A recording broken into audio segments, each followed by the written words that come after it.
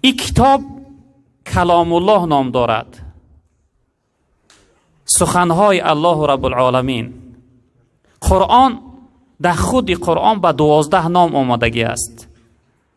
قرآن آمده است، فرقان آمده است، نور آمده است، روح آمده است. یعنی خداوند به 12 نام این کتاب ذکر میکنه. اما ما از این دور ماندگی هستیم، این را قبول نکردیم، این را در حیات مغریب کردیم، ما را غریب کرده است. از روزی که از این دور شدیم چی قدر برنج و مشقت و درد و داغ این یعنی دنیا مبتلا و گرفتار شدگی هستیم. پیش از این موضوع صحبت آغاز کردن یک حکایه یک روز خواندم، میگه یک شخصیت یک اهل علم اون قدر نغز نمیدیده است، اون قدر دوستش نمیداشته است. یارو دوستا دائم وصف میکردن که فلان انسان آدمی صالح است، خوب است، عالم است، در جمعیت خدمت میکنه، اما این شخصیت همین عالم بد میدیده است. بعد از اون این دوستاش بسیار برای وی مجبور کردن، گفتن توی قدر بدبینی نکن، وی دوست خدا است، آخه عالم است.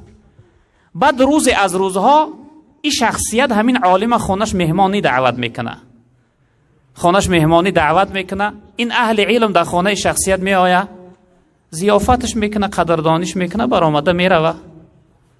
بعد از رفتنش این نفر، بگیم این صاحب خانه، در لب همین تریزه خانهش چند سوم ماندگی بوده است، چند سوم ماندگی بوده است. وقتی عالم میروه این نفر میخیزه، خانه میاد میبینه که پولهاش نیستند.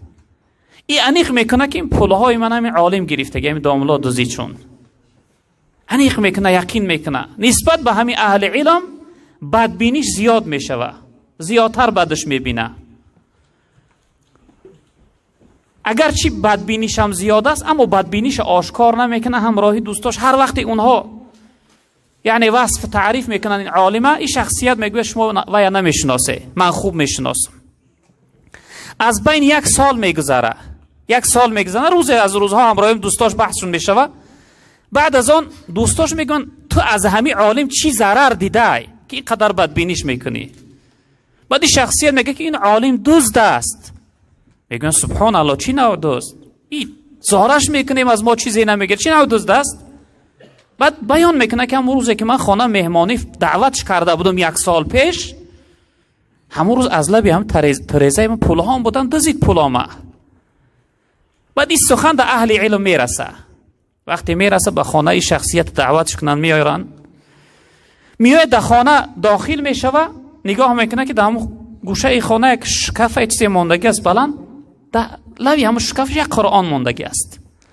بعد همون قرآن نگاه میکنه، این عالم بسیار گریان میشوه، گریان میشوه. وقتی گریه میکنه صاحب خانه انیق میکنه که این عالم اکن یعنی گناهش اقرار میکنه، به گردن میگیره دزدیشه. بعد از این شخصیت صاحب خانه میگه میلش گریه نکن حضرت، میگه من بخشیدم اون پولام دیگه از تو سراغ ندارم. میگه من برای پولای تو برای بخشیدن گریه ندارم. میگه برای چی گریه داری؟ میگه گریه من برای این است که تو یک سال میشه که این قرآن نکشاده ای. این عالم میگه وقتی میره قرآن میبرداره، همون روزی که این عالم مهمانی دعوت کرده بود، وقتی در میکشایه، شمال از بیرون وقتی داخل میشه پولهاش در درون میچوشه. این عالم این پولها را گرفته در همین یکم صفحه قرآن میمونه. میگه شخصیت میگه که قرآن شا کشاد، پولهاش میابه میگیره. میگه گریه من برای این است که تو یک سال میشه که این قرآن ورق نزده ای، نکشاده ای. متاسفانه امروزها قرآن در خانه های ما غریب شده است. قرآن در خانه ما یک چیزی، مردم چی فکر میگن؟ شاید که قرآن در ماه رمضان بخوانی، یا شاید این که قرآن برای خدایی ها و تلاوت صدقه ها باشه، یا اینکه برای مرده ها باشه. والله قسم از مرده و بیمار دیده من و شما زیادتر به قرآن محتاج تریم. اون مرده جاش گرفت از خواب از آرام. اما قسم به نام الله، من و شمایی که امروز پریشانیم، غریبیم، پرمشقتیم، به درد و داغ و طعنه دنیا مبتلا و گرفتار هستیم، من و شما زیادتر به این قرآن محتاج هستیم. قرآن کتابی هست که جناب پیغمبر یک بسیار وصف زیبا کردن. میفرمایند که القرآن و معدوبة الله فی الارض. میگه قرآن یک دسترخوانی پر از خوبی های پروردگار است در روی زمین. دسترخوان، وقتی انسان دسترخوان می اندازه، مهماندار میشه، چقدر ضیافت عزت میکنه، هر چیز دل انسان خواست او استفاده میبره. اما امروز ما متاسفانه از این سفره قرآن استفاده برده نتوانسته ایستادیم. به چه خاطر؟ به خاطر از علمش دوریم، از معناش دوریم.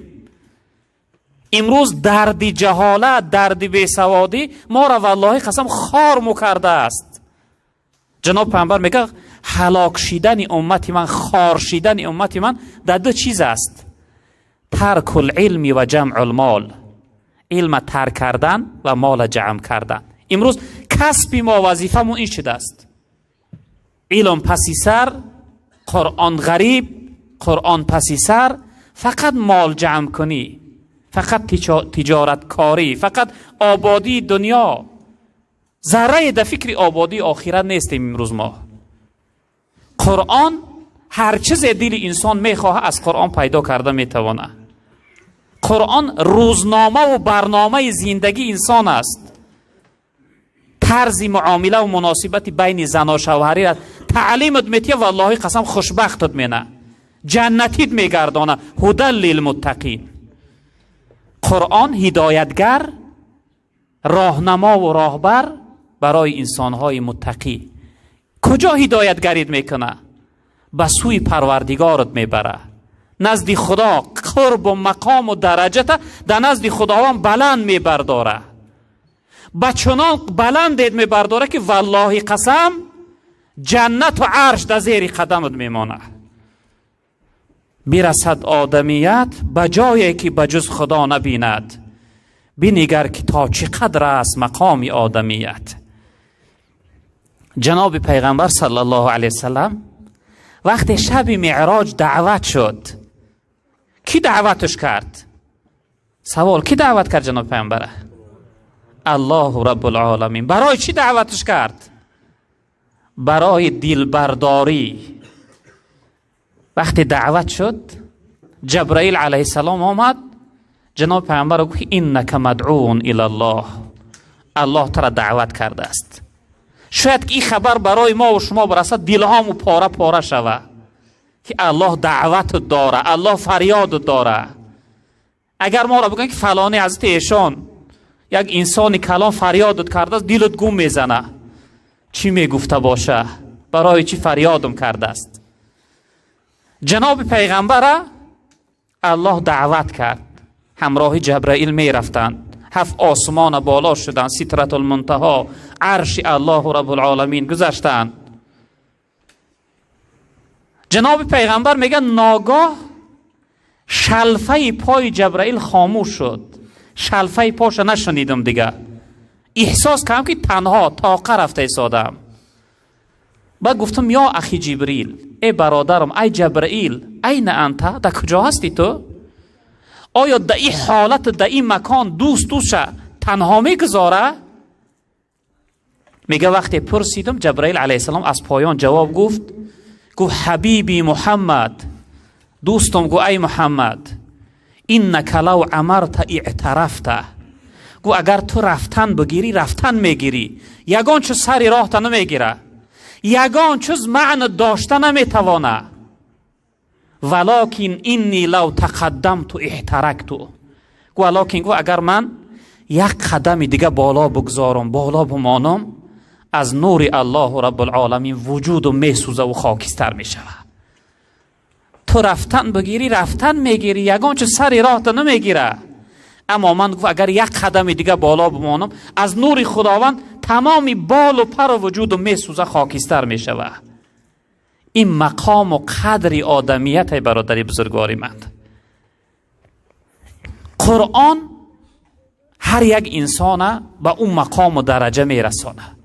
حضرت عمر رضی الله تعالی عنه یک روایت دارند، میفرمایند که ان الله یرفع بهذا الكتاب اقواما و یضع به آخرین. الله بزرگوار به عمل کردن و اطاعت کردن این کتاب یک گروهی از انسانها را به چنان بلندی میبرداره که از همه هستی قرب و مقام و درجهشو بلند میشوه و یک گروه انسان دیگر را به چنان پستی میگردانه که از همه پسترین پستی ها جهنم و دوزخ جاش میشوه. یعنی انمی قرآن بعض انسان به جنت میبره به بالا، جنت در بالا هست، جنت در بالا هست، اما یک گروه انسان دیگر به پسترین پستی ها جهنم و دوزخ میبره. انمی قرآن میکنه گفتن جناب پیغمبر صلی الله علیه وسلم. حتی در یک روایت پیغمبر بزرگوار گفتن که اقرأوا القرآن فانه یأتی یوم القیامة شفیعا لاصحابه. تن قرآن قرائت کنه، این قرآن در روز قیامت برای قرائتگر شفاعت کننده می شود. در روز قیامت خداوند قرآن مجسم می گردانده است، در صحرای قیامت می آمده است، انسان تلاوت کنندش قرائت کنندش شفاعت می کرده است. شفاعتگر برای یعنی تلاوتگر و قرائتگرش می شده است. هر یک حرفی که ما از قرآن می خونیم 10 ثواب داره، 10 حسنه داره. در قرآن 321,000 حرف است. 321,000 به 10 ضرب بزن چقدر ثواب می شود. آیا برادران بزرگوار من، ماه رمضان به پایان رسید، ادا شد. یک بار خودمون سوال کنیم کدام من و شما امروز قرآن حدی اقل یک بار ختم کردیم؟ کدام؟ در ماه رمضان که وقت نیافتیم، نتوانستیم خوندن، وقتی مردن مو دیگر میخونیم. ما باید به معنای این قرآن آشنا باشیم، عمل کننده به این قرآن باشیم. جناب پیغمبر صلی الله علیه وسلم در سکرات موت بودن، یعنی لحظه های آخرانشون بودن، به سوی اهل اصحاب گفتن که ترکت فیکم شیئین، گفتن من از بین تو میروم، بندگی میکنم، وفات میکنم، این بیماری و کسلی من کسلی مرگ است، از این کسی خلاص نشده، از نجات نیافته است، من میروم، اما برای شما گفتن 2 چیزه راهبر و راهنما باقی میگذارم. لن تضلوا ما تمسکتم بهما. زلالت در زلالت و گمراهی نمیروه، بدبخت خار نمیشوه، جهنمی و دوزختی نمیشوه هر انسانی که به همین 2 چیز چنگ بزنه، عمل کنه. کتاب الله و سنت رسوله. یکمش کتابی الله قرآن، دویمش سنت جناب پیغمبر صلی الله علیه وسلم. برای همین ما و شما برادران عزیز بزرگواری من حرکت داشته باشیم که به این 2 چیزی که پیغمبر بزرگوار برای ما میراث گذاشته است عمل کننده باشیم، تا اینکه خداوند هم دنیا هم آخرت ما را آباد بگرداند.